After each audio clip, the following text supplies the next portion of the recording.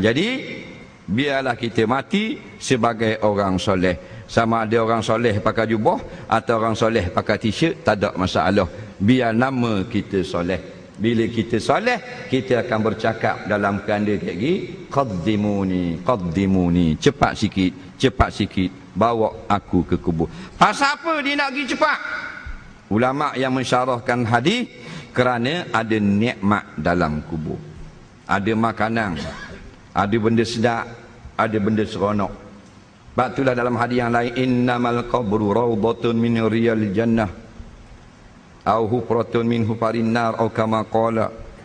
Syurga, kubur itu kadang-kadang seperti taman syurga, dan kubur itu kadang-kadang macam lubang neraka.